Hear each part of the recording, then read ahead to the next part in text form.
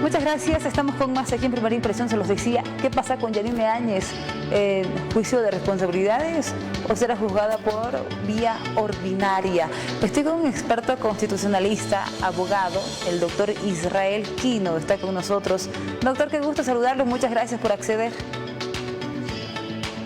Alexandra, muy buen día, agradecido por la comunicación, un cordial saludo a la audiencia en todo el país. Es un tema muy polémico que ha captado la atención nacional respecto, no un fallo, Alexandra, son tres.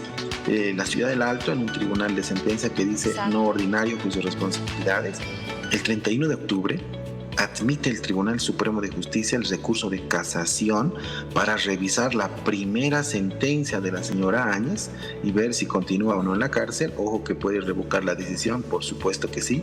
Y esta tercera medida del Tribunal de Sacaba, que establece que no se la debe juzgar en la vía ordinaria, sino en vía de juicio de responsabilidades. 3 acciones jurisdiccionales en 10 días exactamente en favor de la señora Áñez. Y este último tribunal, Alexandra, a diferencia del Tribunal del Alto, le ordena al juez cautelar, al de primera instancia, que remita actuados para el juzgamiento vía juicio de responsabilidades. ¿Y qué utiliza para esto?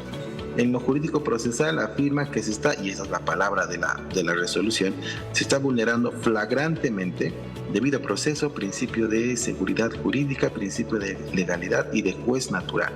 Y utiliza una sentencia constitucional muy polémica, la sentencia constitucional 405. Esta sentencia, Alexandra, le permitió al señor Manfred Reyes Villa, exprefecto de Cochabamba, hoy alcalde, prescribir 12 procesos penales por corrupción que tenía ventilados, inclusive con sentencia en la justicia ordinaria. Esa sentencia constitucional que le sirvió al ex prefecto cochabambino, hoy le está sirviendo a la señora Áñez para que no sea enjuiciada en la vía ordinaria, sino en la vía de privilegio. Si esto ocurre, si la institucionalidad judicial todavía preserva esa decisión, van a remitir actuados, esto ya en lo constitucional, a la Asamblea Legislativa Plurinacional, donde están durmiendo más de 20 juicios de responsabilidades desde el año 2006, y las víctimas de Sacaba y Sencata y sus juicios van a ir a la lista de espera a guardarse seguramente los antecedentes y a empolvarse en sede de la Comisión Mixta de Constitución del Senado hasta que en algún momento se autoricen los 2 textos legislativos para el juzgamiento. Solo un apunte final, Alexandra. Hoy el Tribunal Supremo de Justicia no puede juzgar al señor Sánchez de Lozada a 20 años de haber dejado el país. Imagínense en qué tiempo van a juzgar a las víctimas de Sacaba y Sencata. A ver, doctor, queremos entender este escenario porque, claro, se habla de vía ordinaria, de vía un juicio de responsabilidades. A veces la gente no entiende cómo, qué factores se toman en cuenta para juzgar a una persona por un juicio ordinario y qué factores se toman en cuenta para juzgar a alguien por un juicio de responsabilidades. Claro que sí, cualquier ciudadano o ciudadana que cometa un delito en Bolivia se somete a la justicia, ¿no? Esa es la vía ordinaria. Cualquier persona por un delito, puede ser entre particulares, por ejemplo, estafa, que generalmente es un delito muy común, o lesiones, ¿no? Que pueden atentar contra la seguridad física, ¿no? O contra la vida, homicidio y entre otros delitos tan graves como delitos sexuales. Y cuando la persona que comete el delito es un funcionario público, pero en el grado de presidente o de magistrado del Poder Judicial o fiscal general, entonces ya no va por la vía ordinaria, ¿no? O sea, no va a cualquier juzgado. Tiene que ir a la vía de juicio de responsabilidades. Y la vía de juicio de responsabilidades establece que ese expresidente o expresidenta tiene que ser juzgado por la máxima instancia judicial, que es el Tribunal Supremo de Justicia con sede en Sucre. Pero para que este tribunal la juzgue, digamos, a la señora Áñez en juicio de responsabilidades, tiene que haber una autorización política. Claro. Esta autorización es la que se requiere vía 2/3 de voto en la Asamblea Legislativa Plurinacional. En este momento la correlación de fuerzas está fragmentada. Hay por lo menos 7 fuerzas políticas de 3 partidos en la Asamblea. Dice también la ley de juicio de responsabilidades, Alexandra, que cuando vaya a votación la autorización política para un juicio de responsabilidad solo puede votarse 2 veces. Si en las 2 veces no adquiere 2/3, nunca más se juzga por los delitos, así fueren de genocidio, asesinato, a ese gobernante. Por ello no quieren ir a la asamblea porque no pueden haber 2/3 y no se autorizan los juicios. Segundo, cuando un expresidente, un exdignatario o dignatario de Estado es sometido a juicio de responsabilidades, pues es procesado por delitos que establece la propia ley 044 de juicio de responsabilidades, pero hay un vacío jurídico. Y el vacío dice, o más bien el vacío se advierte en que el gobernante que cometa ilícitos en el ejercicio de funciones tiene juicio de privilegio, juicio de responsabilidades. No establece la ley si ese gobernante o esa expresidenta, por ejemplo, tomando el caso particular, llegó al poder autoproclamándose por la vía inconstitucional, por la vía de las armas, de la mano de la bota militar o del bastón policial. Existe ese vacío, no importa cómo llegue al poder, lo único que establece la ley es que en el ejercicio de funciones. Finalmente, Alexandra, hay realidades que son irrefutables. La señora Yanine Áñez, en su condición de ex senadora, se autoproclamó en el poder de manera ilegal. Ejecutó la sucesión presidencial inconstitucional, ¿no? Quebrantó el reglamento del Senado para autoproclamarse de manera ilícita en el poder. Sin embargo, de aquello tiene una declaración constitucional 01/2020 del propio Tribunal Constitucional que la legitimó en el poder el 20 de enero del 2020 y a partir de allí emerge una tesis hoy debatida, analizada dentro del derecho constitucional de la mano de la ciencia política, y esto es la teoría de los actos de la función presidencial constitucionales. ¿Que tuvo actos presidenciales la señora Áñez constitucionales? Por supuesto que sí. La ley de convocatoria de elecciones por las cuales el presidente Lucho hoy es presidente. Entonces, por ello entiende la justicia que por esta teoría de los actos de la función presidencial se la tiene que y se la debe reconocer como es dignataria de Estado, así haya llegado ilegal e inconstitucionalmente al poder, y ya no puede ser procesada en la vía ordinaria como cualquier ciudadano, sino como en su condición de exdignataria vía juicio de responsabilidades. Si bien, claro, se informa esto de parte de diferentes tribunales en el Alto y también en Sacaba, en Cochabamba.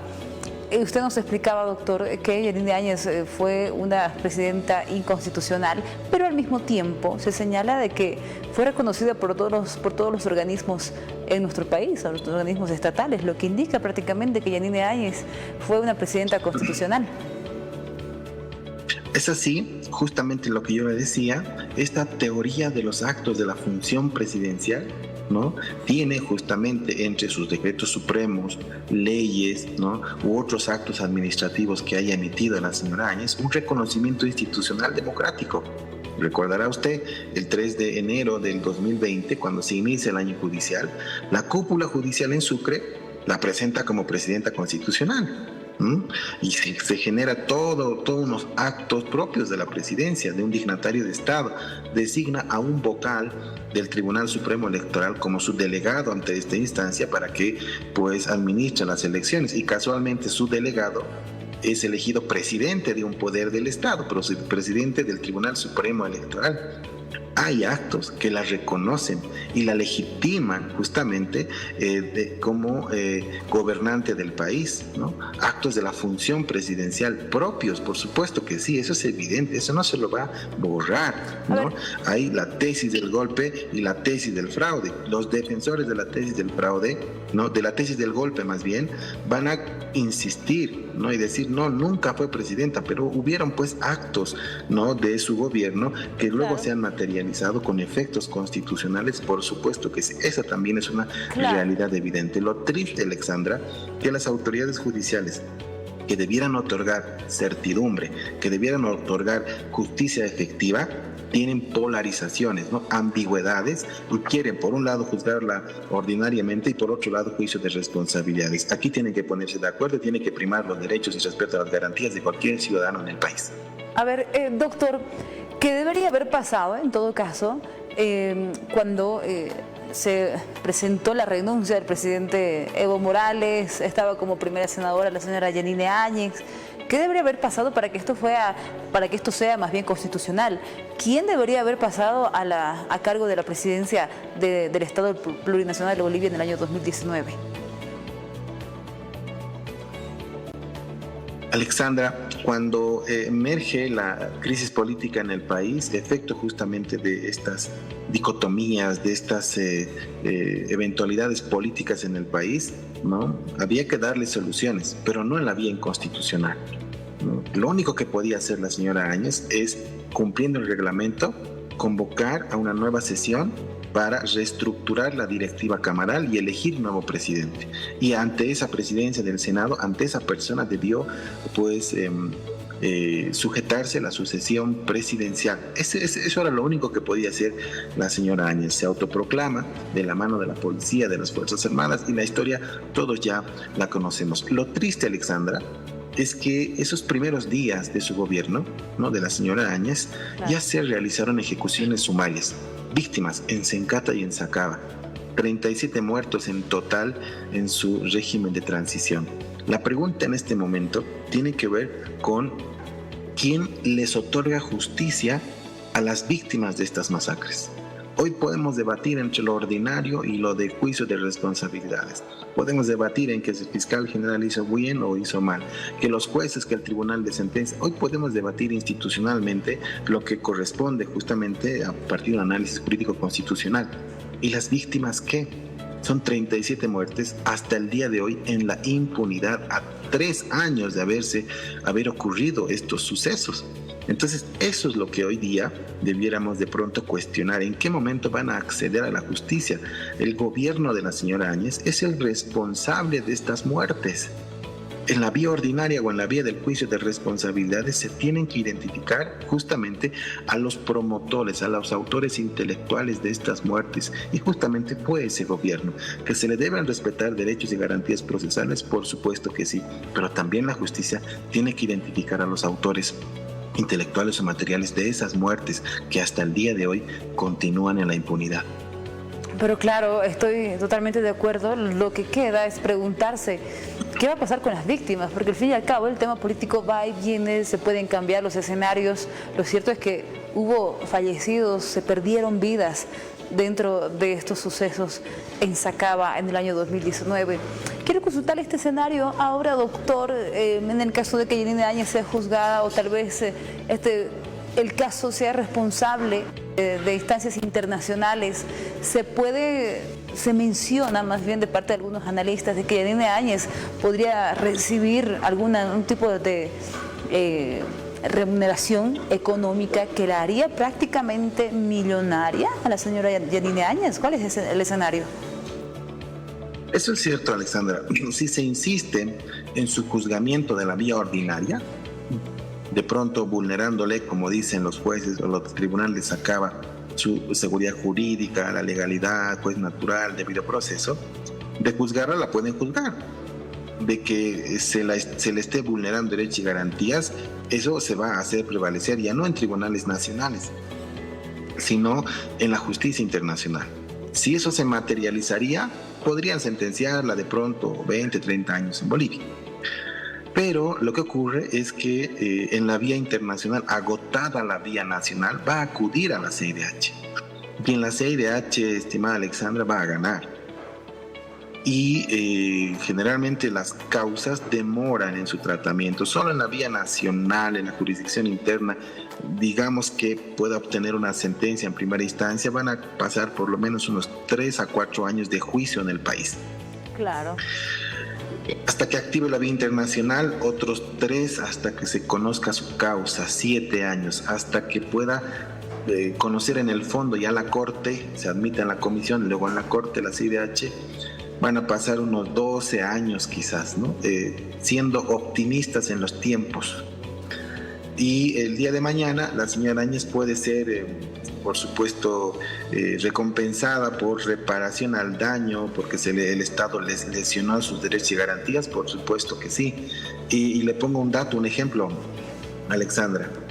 Claro.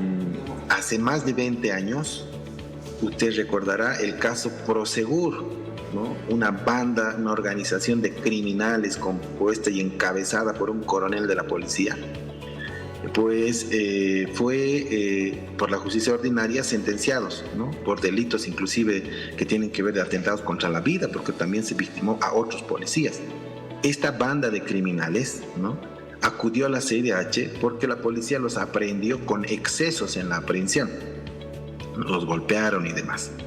La CIDH, ¿sabe cuánto les dispuso por su resarcimiento? $800,000 después de 20 años a esta banda de criminales compuesta por civiles y policías. Si a una banda, una organización criminal, la CIDH le reconoce derechos porque se vulneró el procedimiento, hubo excesos de parte del Estado.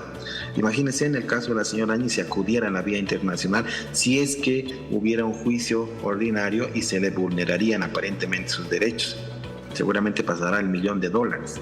¿Quién paga estos resarcimientos? ¿Quién va a pagar a esta organización de criminales de la banda Prosegur? El pueblo boliviano, dineros del Estado, ¿no?, de quienes tributamos ante el Estado boliviano. De ese dinero sale para resarcir. Bueno. Ojalá pues que pagar los policías, fiscales y jueces que se exceden, incumplen derechos y garantías, no, lo paga el Estado. Eso hay que regular, por supuesto. Claro. Doctor, le agradezco mucho su tiempo. Lamentablemente hubiese querido tocar más escenarios, el tiempo es corto en televisión. Sin embargo, creo que hemos aclarado algunas dudas que la misma población se hace. Doctor, muchas gracias. Alexandra, honrado siempre de participar en su programa y a través suyo a la audiencia. Bendecida jornada. Buenos días. Muchas gracias. Doctor, muchas gracias. El abogado constitucionalista con nosotros, el doctor Israel Quino.